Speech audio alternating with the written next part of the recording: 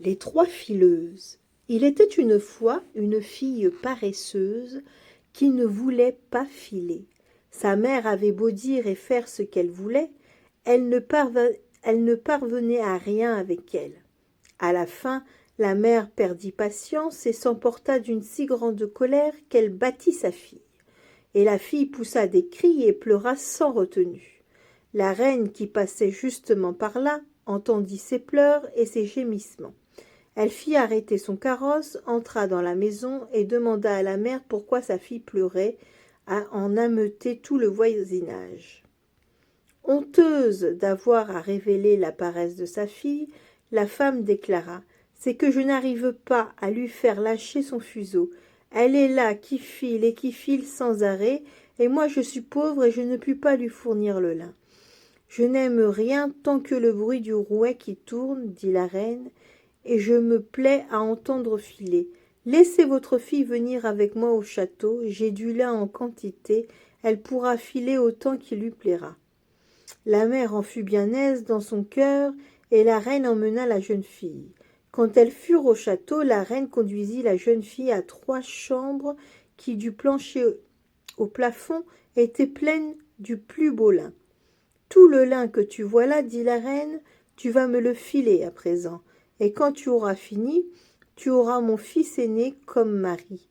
Si pauvre que tu sois, je n'y prendrai pas garde. Ton zèle persévérant te suffira comme dot. » La jeune fille en eut froid dans le dos, car tout le lin qu'il y avait là, jamais elle ne pourrait arriver à le filer, même si elle vivait pendant 300 ans et travaillait sans s'arrêter du matin au soir, sans sauter un seul jour. Elle n'en laissa rien voir, mais dès qu'elle fut seule, elle se mit à pleurer, et resta 3 longs jours dans ses larmes, sans seulement bouger le petit doigt. Le 3e jour, la reine reparut, et fut très étonnée en voyant que la jeune fille n'avait rien fait du tout. Mais la jeune fille s'excusa en prétendant que son chagrin d'être loin de chez elle et de sa mère l'avait troublée et empêchée de s'y mettre. La reine s'en contenta, mais au moment de s'en aller, lui dit « Demain, il faut que tu commences à travailler. » Dès qu'elle fut seule à nouveau, la jeune fille se demanda désespérément comment elle allait se tirer d'affaire et quels moyens elle pourrait utiliser, mais elle ne trouvait rien. Et dans son angoisse, elle alla se planter à la fenêtre. Elle vit alors 3 vieilles femmes qui approchaient, la première avec un pied plat, la seconde avec une lèvre qui lui tombait sur le menton, la troisième avec un pouce comme une palette. Elles s'arrêtèrent sous la fenêtre, regardèrent vers la jeune fille et lui demandèrent ce qui lui manquait. Elle se plaignit de son affaire et les femmes lui proposèrent de venir à son aide en lui disant « Pourvu que tu nous invites à ton mariage, que tu n'aies pas honte de nous et que tu nous appelles tes cousines, aussi que tu nous fasses asseoir à ta table, nous allons te filer ton lin et ce sera vite fait. » « Volontiers et de tout cœur, répondit-elle, venez et commencez le travail tout de suite. » Elle fit donc entrer les 3 étranges femmes et leur aménagea une place libre dans la première pièce, où elles s'installèrent et se mirent aussitôt à filer. La première tirait l'étoupe et faisait tourner le rouet, la seconde mouillait le fil, la troisième le retordait et l'égalisait avec le pouce sur la table. À chaque coup, c'était un écheveau entier qui tombait sur le sol et du lin le plus fin filé.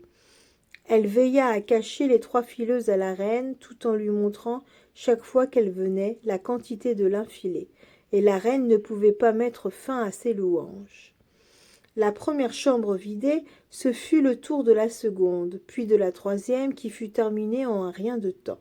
Après quoi, les 3 femmes prirent congé de la jeune fille et lui rappelèrent en s'en allant « N'oublie pas ce que tu nous as promis, ce sera ton bonheur. » Quand la jeune femme eut fait voir à la reine les chambres vides et les tas de lin filé, le jour des noces fut arrêté, et le fiancé fut enchanté d'avoir une femme aussi active et d'une telle habileté, il l'en félicita grandement. « J'ai 3 cousines, lui dit la jeune fiancée, et comme je leur dois beaucoup, je ne voudrais pas les oublier dans mon bonheur.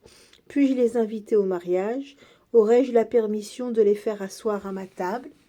Pourquoi ne le permettrions-nous pas? répondirent la reine et son fils aîné. Lors donc que commença la fête nuptiale, les 3 vieilles filles arrivèrent dans le plus bizarre accoutrement et l'épousée les accueillit en disant « Soyez les bienvenues, mes chères cousines. »« Oh !» dit le prince à sa jeune femme, « comment peux-tu avoir une aussi laide parenté ?»